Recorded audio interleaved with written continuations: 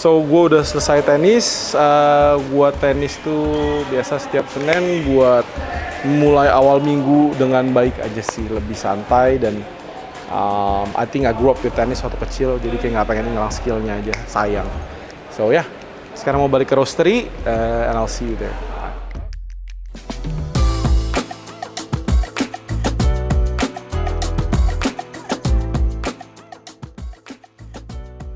Gas harga naik 50.000 ya? Tabung gede ya? Kalau tabung kecil naik berapa?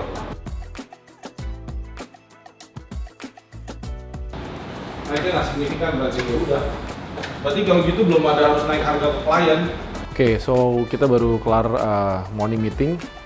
Ini dulu kita lakuin weekly, sekarang udah enggak. Kayaknya semenjak Jakarta Coffee Week tahun lalu tuh udah bukan weekly lagi. Gue bener-bener jadi micromanage dan gue ngelakuin ini tuh setiap hari. Kalau sampai nggak sempat ya 2 hari sekali. Bener-bener ngecekin hari ini ngapain aja, semua each person ngapain aja, dan gue keep in track on the goals.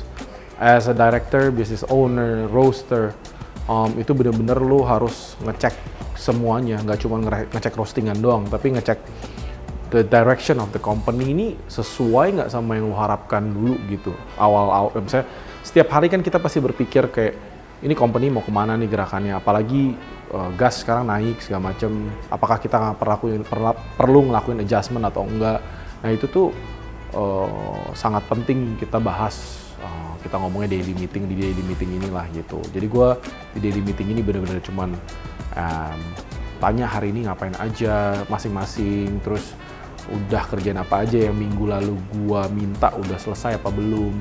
Karena tuh bener-bener ya harus as a director lu harus, ya namanya juga director, ya lu harus ngedirect dan make sure everything is in track gitu. So now kita sekarang mau ke roastery, kita mau ngecek roastingan and we're gonna talk a little bit or some other things about a little bit about roasting lah, dari kita prepnya, terus roasting, and this actually answers the question apakah gua masih roasting atau enggak. The answer is yes, gue masih roasting, gue masih keep in track all the profile every Monday. Setiap Senin gue masih cek semua profilnya, dan ketika semua profile udah beres, dan the rest of the weeks anak-anak bisa production sesuai dengan profile yang kita udah tetapkan. Jadi we keep it consistent like that, seperti itu. So yeah, let's go to the roastery. Ada tasting? Oh, oke. Okay. Klien baru udah ada lagi belum? Belum ya?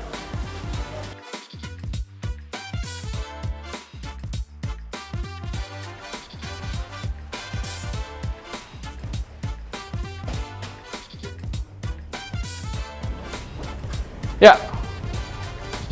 Ini barusan tadi gue suruh naikin karena I get it, mungkin mereka mau nimbang di sini, tapi no, kalau selama belum dibuka balik ke palet. There's no way kopi langsung kena lantai karena dingin, dinyerap moisture, nanti bisa naik moisture ya, seperti itu. Oke, sambil ngeliat green beans, so this is our stock for Bali. Ini kalau nggak salah kelinci di sini, Brazil udah di sana tadi, ya. So ya, seperti itulah. Kopinya lagi nggak banyak sih, jadi ya kita tunggu kopinya nyampe deh, seperti itu. Kita kardus tuh di belakang. This is the storage for our packaging. This is where it all started, yaitu di warehouse. Puji Tuhan kita per tahun lalu kita extend building kita ke sebelah untuk fokus ke warehousingnya.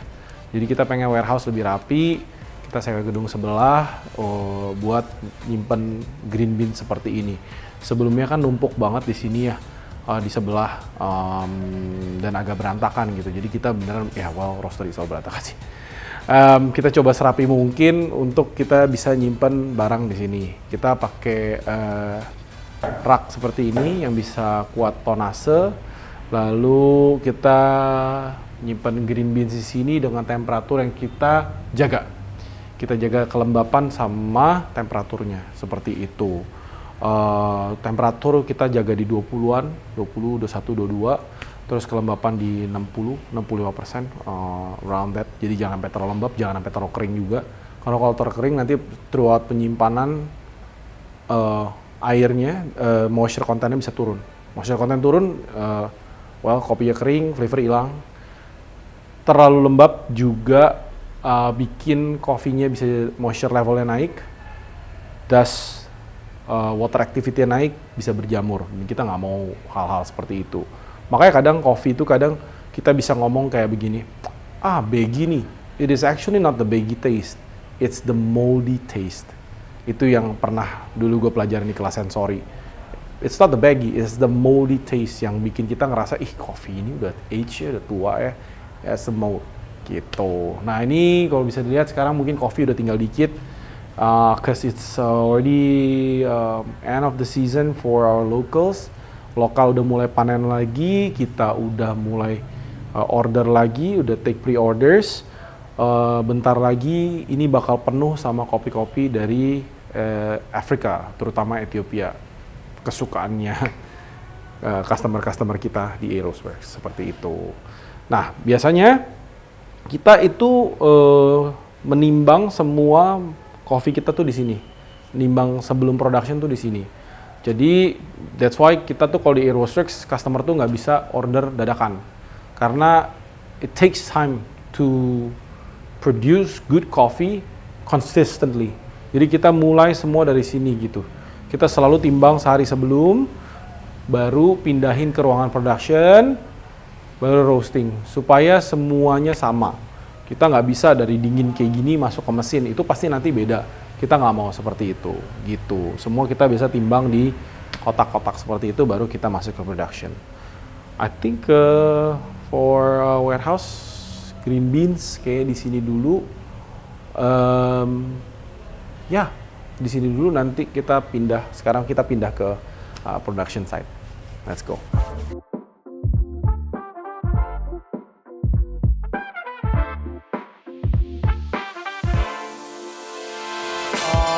Ini production site kita. Wah, bisa dilihat, buat teman-teman yang pernah kesini mungkin amazed kali ya. Tempat kita tuh kecil banget. That's why kita benar-benar harus sistematis dan rapi. Makanya gue bilang, udah gue jelasin tadi, order di Aeroworks tuh nggak bisa dadakan, karena kita tuh mesti nyusun dulu.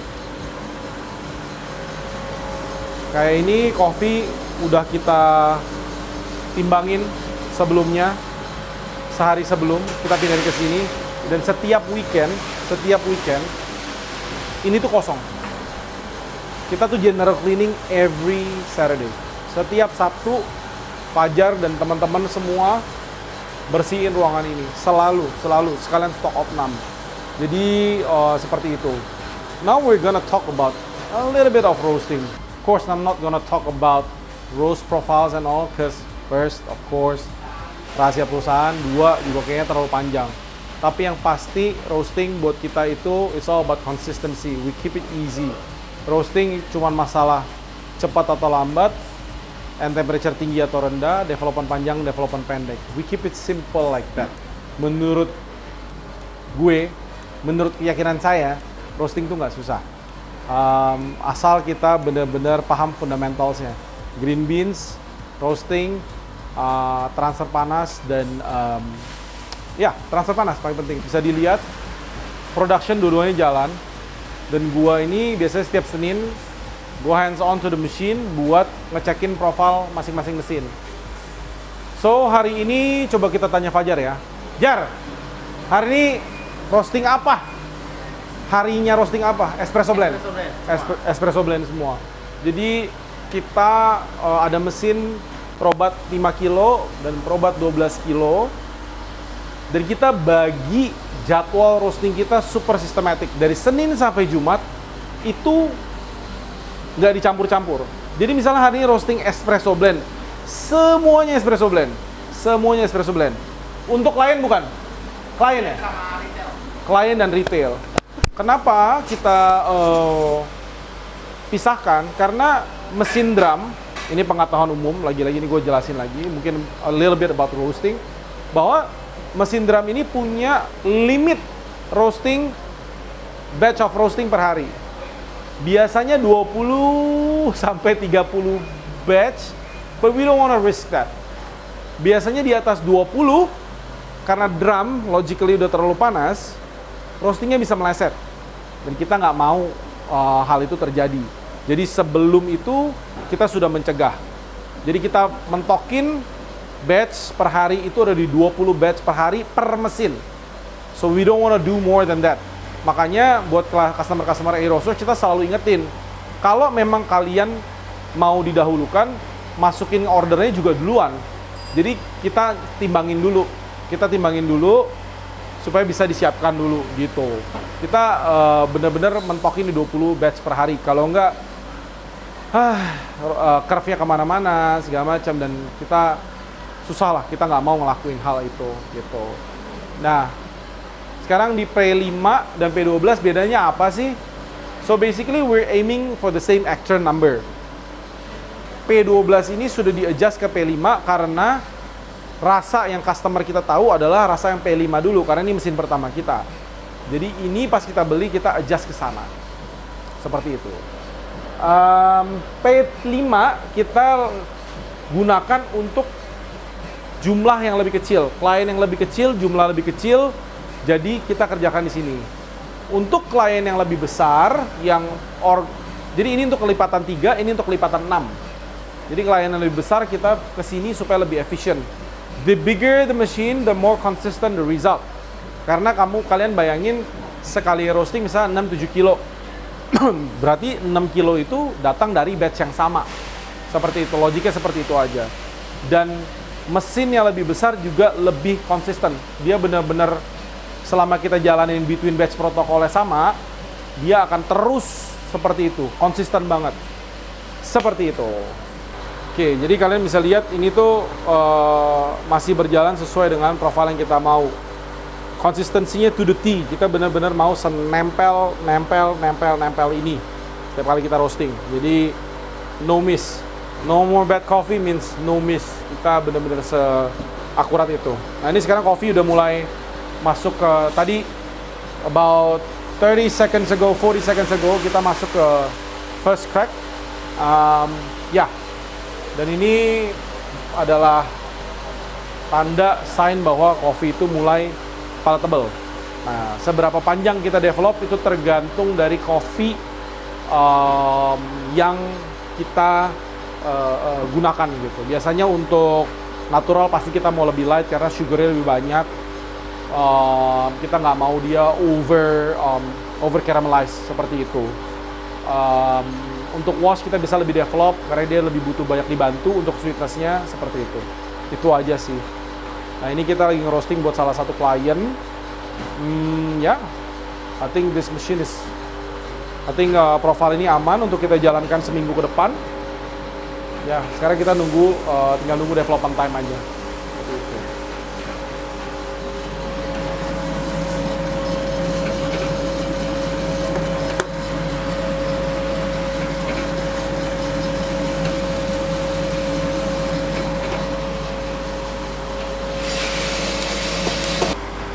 Kita berusaha konsisten banget di sini dari cara masukin beans, buka, tutup semua. We're very consistent here. Kita sampai jadi kayak robot. Contohnya ini robot saya satu, itu robot saya yang dua. Nah, biasanya mesin 12 ini jauh lebih konsisten. Jadi Andre ini ngelakuin production yang lebih besar. This is my production roaster. Jam berapa tadi pagi mulai? Setengah enam. We start our roasting early, and that's why I really respect all my staff. Karena, wah, ini setengah enam masuk nggak ada yang nyuruh gitu. Dia setengah enam masuk manasin mesin dulu sejam, about an hour lah, 45 menit sampai sejam, 50 menit, baru start roasting. And that's how we become very consistent. Sempat ada pernyataan bahwa kan udah beli kopi yang paling bagus. Kalau misalnya masih harus sorting, berarti beli kopinya kurang bagus. Ini yang ngomong seorang barista champion roaster dari luar lah. Oh, very well known one. I don't wanna call out his name. Tapi di Indonesia secara realistisnya tidak bisa seidealis itu, kawan. I really wish kita bisa seidealis itu. Tapi namanya kita beli kopi dari manapun lah, belahan dunia manapun. Gua nggak mau ngomong Indonesia, Brazil, pernah kita beli dari Honduras juga ada. Ini specialty grade, ada batu genteng 2 pieces. That's why kita selalu karena dia pengeringannya di atap waktu itu. Jadi kita selalu make sure kita di stone 2 kali. Di stone dari green beans, di stone dari sorting. Kita selalu di stone di sini. Ini di dalam ada magnet, dia akan narik batu. Kita make sure kita double check, karena ketika ada kesalahan atau misalnya ada batu di grinder klien, itu biasanya yang disalahin itu pasti roaster. Jadi untuk mencegah kita mengganti hal tersebut, ganti grinder orang, kita benar-benar make sure di sini 2 kali gitu. Lalu ini ada namanya color sorter. 2 of this item kita beli dari Nordic, dari VNT. Thank you Willy for a very good product. I think this is like one of my best purchase. I think very nice. Buat kalian teman-teman yang mau nyari 2 item ini bisa kontak VNT. I'm very happy with their service, like very good. Ini color sorter ini untuk memisahkan antara biji yang develop, ya, ini beans yang develop, dan ini Quaker. Ini kumpulan Quaker kita. Ya, ini bukan dari satu batch sih, itu dari semua batch kita kumpulin. Kenapa sih bisa ada Quaker? Karena dalam satu pohon, namanya kopi, dia itu kan pohon kopi ada banyak batang, dahan, dan ranting gitu. Gula itu tidak selamanya dia akan equal ke semua ranting dan ke semua buah. Ada beberapa buah yang distribusi gulanya tuh kurang. Atau bisa aja ada picking yang kurang ripe. Ada aja. Apalagi dengan fenomena kopi yang sekarang bagi berantakan banget. Banyak kopi yang kurang merah marun atau merah gelap, ripe, itu udah dipetik. That's a big no. Tapi, well, untuk mencegah hal itu, puji Tuhan sih kita masih minimum di sini. Kita pakai color sorter ini untuk misahin antara Quaker dan kopi yang benar-benar full sugar dan fully develop, seperti itu. Ya, namanya mesin nggak bisa hilang 100% Quaker lah, tapi benar-benar drastically remove atau reducing the numbers of the Quakers. I think menurut gue menghemat pekerjaan mereka dan bisa ngurangin Quakers about 95 to 98%. 2% pasti masih ada. Contohnya kayak gini, masih ada. Ini setengah-setengah. So ya, seperti itu. Oke, selanjutnya ini area packing kita. Well, sekarang Bob masih nempelin stiker dulu untuk klien kita. Di situ ada alat packing, manual, timbang manual itu yang Acaya Orion buat retail kita per 200 gram. Yang besar, yang ini, yang industrial itu buat sekiloan. Jadi kita kerja lebih cepat. Di sini gue percaya hal yang mudah jangan dipersulit. Kayak kalau bisa tuh semua dimudahkan gitu. Jadi biar kerja lebih efisien, lebih mudah, lebih cepat. Karena kita normal production time kita aja, lead time kita untuk produksi itu 3 hari. Nimbang, roasting, QC, pengiriman.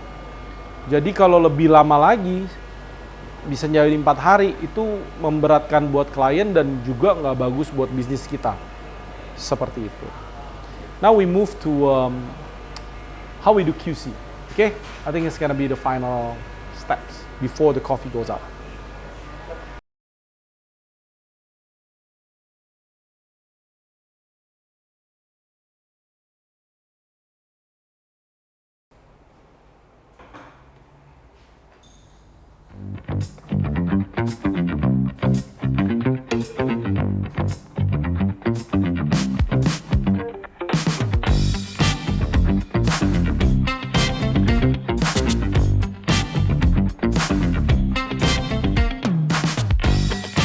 Singkat aja, hasil QC kita hari ini, kita ada testing 3 espresso dan 2 filter di sini. Ini espresso yang sama, satu untuk klien kita, profiling khusus untuk klien kita dengan extract yang mereka require, dan satu adalah extract yang kita punya. Lebih manis, Win. Develop lebih bagus. 75 ya, lebih enak. Ini espresso blend yang kita akan keluarkan related dengan anjing baru yang gue baru adopt, whiskey. Full of whiskey taste, like dried fruits, plums, rum, whiskey, those kind of notes. Whiskey cukup. Ini filter yang kita harus tarik, jadi ini memang di luar ekstran yang biasa kita setujui untuk kopi Indonesian washed. Ini kita tarik, jadi setelah ini Jun akan ke bawah. Lalu yang ini, yang terakhir, seperti kalian lihat sendiri, cup ini kering, menunjukkan bahwa this coffee is really delicious.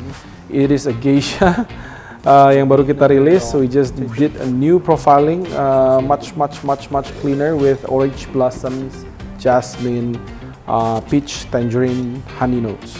Ini Kotowa Sylvia Marina. Kita baru procure ini dari Forward Coffee, dari Kotowa Coffee Farm. Dan kita happy banget sama profiling ini. Like we've never tasted before. This one's really good. Aromatiknya hit. Orange blossomnya bagus banget. Good. Clean banget. Clean banget. Bersih, manis. Oke. Sekarang QC udah selesai, Jun nanti akan bawa result ini ke bawah untuk kasih tahu anak-anak batch yang satu yang kita tarik dan beberapa batch yang dilanjutkan yang akan kita kunci untuk production selanjutnya. So that's it for today, a day in life as a coffee business owner / roaster. Dalam hal ini keseharian gue, where I'm very active, gue olahraga dulu pagi-pagi baru mulai hari ini. Terutama hari Senin ini yang biasa memang padat banget, mulai dengan meeting, roast profiling. Jadi kita as a roaster dan business owner tuh nggak cuma ngurusin kopi doang, tapi benar-benar direction company-nya juga seperti itu. Gue nggak tahu apa yang gue lakukan ini yang paling benar atau enggak. I'm not saying that we're the best one, that kita yang paling benar atau enggak, itu enggak. Tapi kita lakukan apa yang kita percaya benar.